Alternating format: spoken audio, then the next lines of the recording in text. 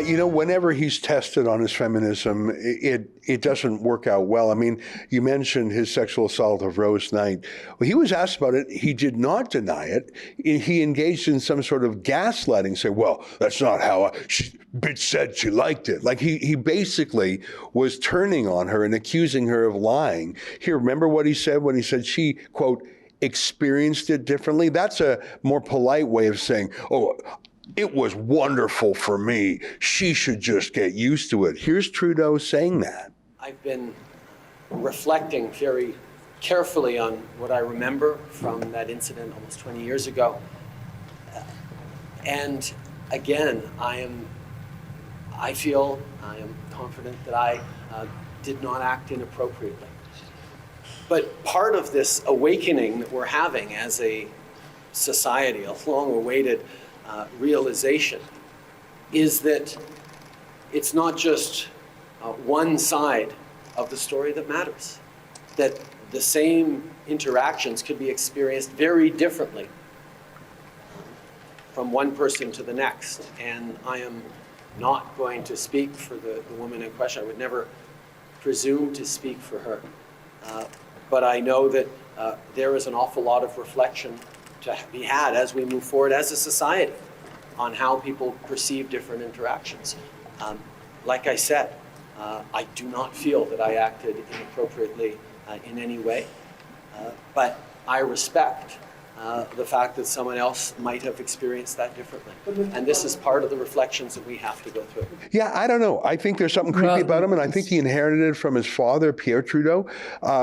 It was well known that Pierre Trudeau physically battered Margaret Trudeau, and I'm not saying any of these things with delight. It's just how he was. Here's an article. It was on the news wires. I mean, they had a terrible relationship, and maybe Trudeau learned that's how you deal with women. You cheat on them, you physically attack them, you gaslight them. That's what Pierre Trudeau did to women, including his mom. Maybe that's how Justin Trudeau thinks you handle women. I don't know. Well, there's another interesting fact. I read that the children are going to be in the primary custody of Justin Trudeau, which I, for the life of me, cannot understand how that arrangement was made. And I can't understand how women are not in an uproar over this white male privilege. And here's, again, I go back to the number of lawyers in my office who practice family law, and you learn a lot. Normally, custody will not be given to a spouse that sexually assaulted someone. Custody will not be given to a spouse that breaks federal laws, the conflict laws. And then he was found to break the law. Custody will not be given to someone who has basically shown some form of misogyny. Custody will not be given to, and this is a very important point, to a spouse that has been or cannot be at home attending to the children because his work is so demanding. I don't think there's a greater demanding job than being prime minister that takes you away from the daily 9 to 4s of running a family. So how is it possible that Justin Trudeau has custody of 3 children, and why are people upset about why is Sophie Gregoire denied custody of the children? Why is she shipped away?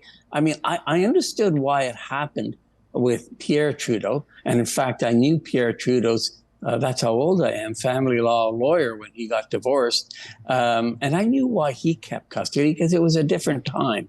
Back in, the 70s and the early 80s, powerful men got to get what powerful men wanted. And so there was no question that the Prime Minister, Pierre Trudeau, would have custody of the children, and off goes Margaret without the children. But this is a different time. Men should not have powerful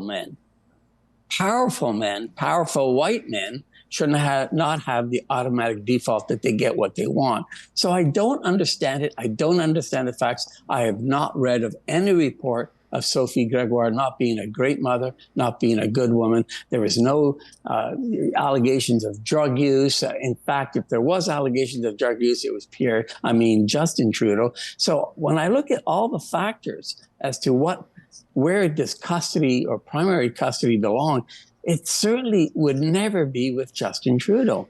Well, I didn't hear that he got custody. I mean, there's a concept of joint custody where both sides have shared custody, and I would imagine that would have been the one here. But for the man alone to have custody, if that's what you're saying, and I haven't heard this news before you said it. Well, That's very unusual. I'd say that's fewer than 10% of the cases where the man gets custody, especially if it's sort of a homemaker mom who's with the kids all the time while the dad is traveling the country and traveling the world. It's very unusual. Let me throw something else at you. And this was revealed by Blacklocks, which is an independent news company based in Ottawa.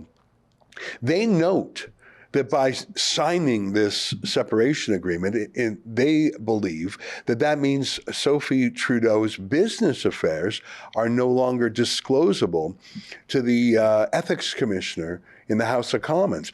And recently she created her own sort of media relations, government relations company, says Blacklocks.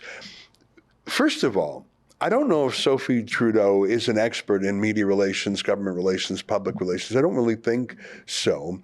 But it's sort of like Hunter Biden selling his paintings for $750,000.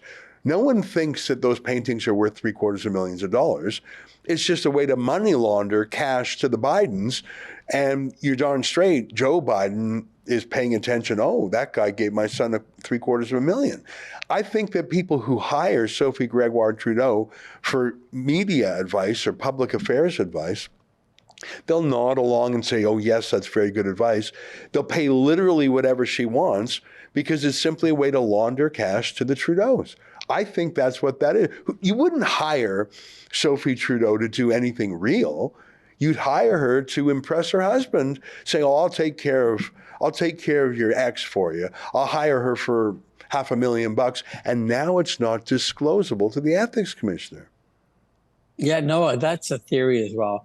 You know, Ezra, the thing I learned the most when I was a law student back in the 70s by a great litigation lawyer, he said, the truth will come out and the truth will not change. We'll know what the true story is. Again, I'm perplexed that a self-declared feminist in a perfect marriage, loving marriage, gets separated. There's something behind that we don't know. And the truth will come out. It may be what's reported by Blacklocks. I don't know about being worried about the ethics commissioner, Ezra. There isn't one. Well, that's a good point. That position is vacant. And that's fine with the Ottawa media.